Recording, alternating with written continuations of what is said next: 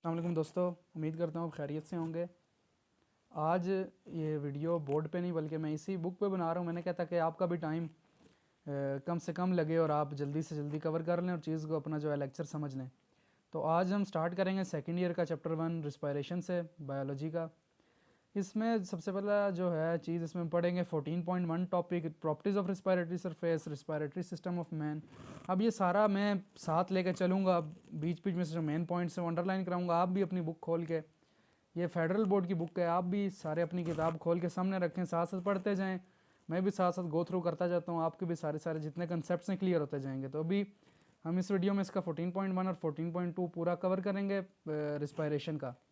तो चलें अपने इसका स्टार्ट करते हैं। और अब क्योंकि जो एस एल लॉज हैं न्यू जो पैटर्न है उसमें जिस तरह अब सवाल आएंगे, जिस तरह अभी इंटरनल रिस्पायरेशन है, एक्सटर्नल रिस्पायरेशन है, दो डेफिनेशंस हैं। अब वो एस एल लॉज जो है स्टूडेंट लर्निंग आउटकम, उसमें ये कंसेप्चुअल तरीके से पूछ सकते हैं सवाल, जिस तरह अभी हम पढ़ेंगे वो सवाल भी आपको मैं बताऊंगा कि किस तरह आ सकते हैं।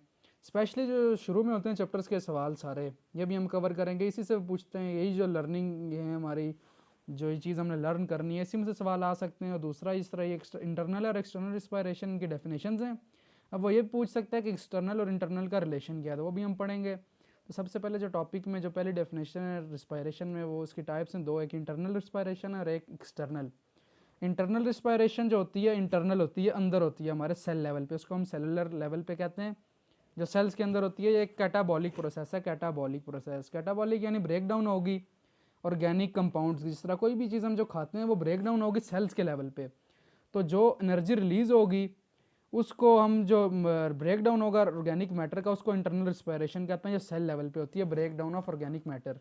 अब एक्सटर्नल रिस्पायरेशन क्या है? जब हम गैसियस एक्सचेंज होते हैं, गैसियस एक्सचेंज, जब हम ऑक्सीजन इनसाइड लेते हैं, इनहेल करते हैं और कार्बन डाइऑक्साइड बाहर निकालते हैं, एक्सटर्नल रिस्पायरेशन। ये दोनों इनकी डेफिनेशन होगी। अब इसका रिलेशन क्या है? इट वन इन्वॉल्व द, अब क्योंकि आप अगर गौर करें तो एक्सटर्नल रिस्पायरेशन में हम इनहेल करते हैं ऑक्सीजन और बाहर निकालते हैं क्या चीज़? कार्बन डाइऑक्साइड बाहर निकालते हैं। तो अब अगर आप गौर करें तो ये दोनों चीज़ें आती कहाँ से हैं? ये आती इस तरह की, अगर आप देखें इंटरनल रिस्पायरेशन में जब ब्रेक डाउन होती है तो ब्रेक डाउन के टाइम में जब ऑर्गेनिक मैटर्स की CO2 रिलीज़ होती है और ऑक्सीजन रिक्वायर होती है उसके ब्रेक डाउन के लिए, तो दोनों चीज़ें इनका आपस में ये रिलेशन है। तो आप इसका आंसर दे सकते हैं।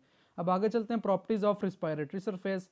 आप भी साथ साथ बुक से रीड करते करते चलते जाएं साथ साथ और ये कवर करते जाएं। अगर किसी मसला हो तो आप कमेंट्स में पूछ सकते हैं। प्रॉपर्टीज़ क्या है रिस्पायरेटरी सरफेस के? रिस्पायरेटरी सरफेस यहाँ से हम यही यहाँ से मतलब गैसियस एक्सचेंज होती है, तो इसकी जो पॉइंट 1 है, it must be moist and permeable. Moist से थोड़ा थोड़ा इसमें नमी हो, और परमिएबल यानी इजीली मॉलिक्यूल्स जो हैं इससे निकल सकते हो, पास थ्रू कर सकती हो। तो पहला पॉइंट ये है कि ये इससे गुजर सकती हो।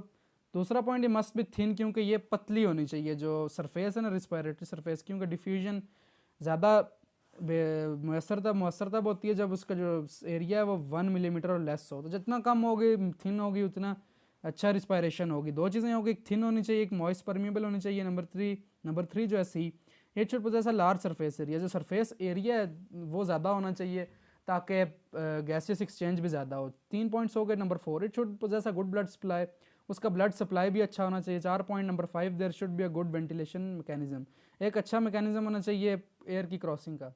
ये 5 पॉइंट्स हो गए, प्रॉपर्टीज़ हो गई। 14.1 टॉपिक